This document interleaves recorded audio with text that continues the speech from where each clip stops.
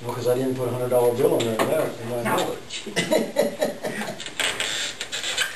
They're not going to do anything. But we did, you know, the mayor sent a letter to the DNR asking them about the status of that open pit latrine right across the street and seeing if they had any plans for that, and they didn't have any plans for removal.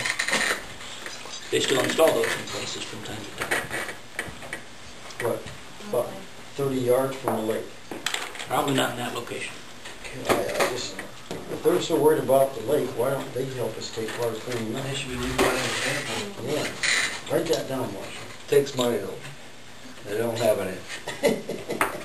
Well, they just got 50-something bucks out of me for hunting and fishing licenses. Then we have to pay for the fish. They'd argue with you about that. It costs a lot of money for that fish. They're stocked somewhere. My husband is catching a great deal of them right now, so there may not be enough for you to catch anywhere. There we go. I don't think I've eaten one. Oh my God, he doesn't. Like, Ryan, don't you want to bite the hose and not give it my kids that fish? We got medication for that. Public dedication. Yeah, public dedication to the completion of the project that's dedicated to the city.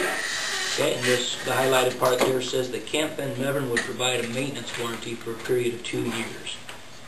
And this maintenance warranty applies to the public dedication part, which is the lift station enforcement. But we'll incorporate stuff about that infiltration off their system too. What warranty do you normally get from a subdivision? See, we normally get a 2-year maintenance bond, where you have a bond company standing behind that. They're bonding it through their company, aren't they? There's no bond. Yeah. That's why it's referred to as maintenance warranty. I feel like I'm giving a lot here. I'm not sure. You played poker before. I mean, what's the time frame on maintenance if that thing goes? Is there a manufacturer warranty on that? I mean, yeah, I'll fix it sometime. I'm busy now. I mean, I think it behooves him to fix it because he's got renters that'll want that fixed, won't he? Oh. Is he gonna, I mean, I'm not sure what you mean by maintenance warranty. There's no denying the fact you're relying on their good word to do this. yeah. And that they've agreed to it. Because it is not a bond.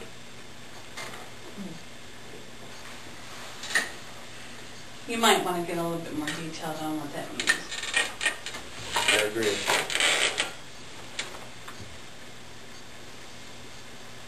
Now, what is you got a clear definition of what is covered by their maintenance? I mean, is it from the lift station on their property? Is that what we're talking about? This maintenance warranty? Yes. Lift station enforcement. Are there exclusions for normal wear and tear, you know, different things like that? Well, that's why it's 2 years, but you know, normal life is substantially longer than that. So there wouldn't be any normal wear and tear issues, presumably in 2 years. Right. I mean, I'll just throw it out there. I don't think I'm talking to Jack too much about it, but it just scares me that, you know, if you had to go down there and babysit this thing, you know, or if they can hold up their end and we're left holding it. But we're requiring that an engineer basically sign off. Yep. Correct? DNR requires that. That, you know, so the project is designed by an engineer, inspected by an engineer. So. I know that's not the about be all, but. That's not the engineer that put in our line that does not I'm fall. just good. Yeah. About that one. Different engineering company. I hate to get snookered again. Or when they don't foresee things like a high water table right next to the lake and it takes an extra week to get something done. A week? Yeah. 2 weeks. 3! Yeah, 3. Sorry, 3 weeks. My bad. Yeah, but we know we To can be put exact, water. 3 weeks, 2 Probably, days, yeah. 5 hours and 47 minutes, but who's counting? Right? Yeah. Things are looking good now. Tomorrow though, right, Tony? Yeah, yeah. Afternoon. I mean, if y'all would be over there washing sheets, one of these first nights at 2 a.m. Whatever it takes. You know, there we go. Scott, you could tie in paragraph number 10 with the lien on paragraph number 18. You know, the lien will be released upon payment of any cost involved with the breach of the maintenance warranty. Because they're not going to want to lien on there. And we don't have to release it until they've paid it. If that's, Good. I mean, that... They sit out there for a lot of City years before something. you're able to collect, but it would be something. It's good. I just want to be, I don't want to be holding an empty basket. That's good. That's why I want to bust some eggs.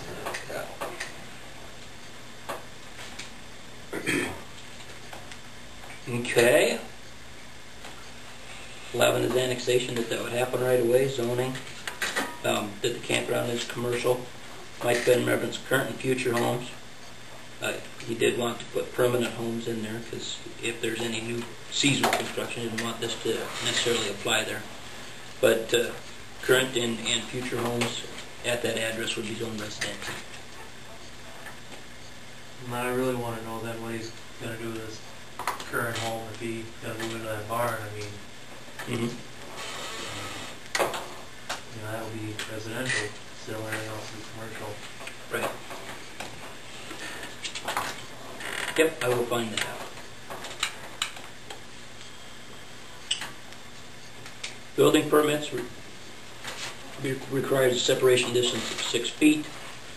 Anything having a separation distance of 6 feet or less right now is essentially grandfathered in.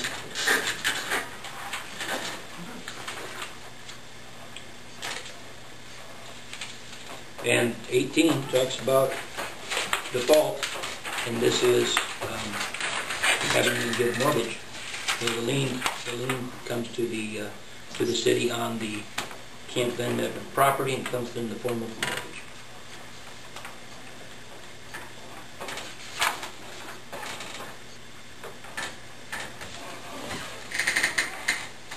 Okay, any other questions?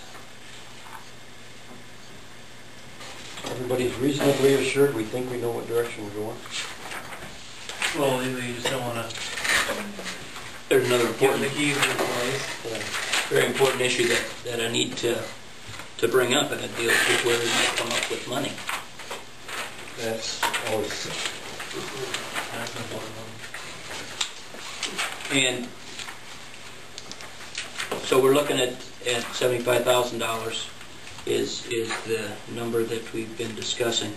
I would tell you that projected fund balance in the general fund at the end of the year is $120,000. Sales tax would be $73,000. There are some funds that are, truly not expended or accounted for in other ways. So I mean, there are some of these set aside funds. Biggest ones would still be within the electric funds, but you got to rely on FEMA to reimburse those funds first. So, but when you look at the timing of this, payment to Van Meveren likely happens during the installation of the lift station, and that would be around September. In full, so no payment would be... No payment until then. anticipated till that one.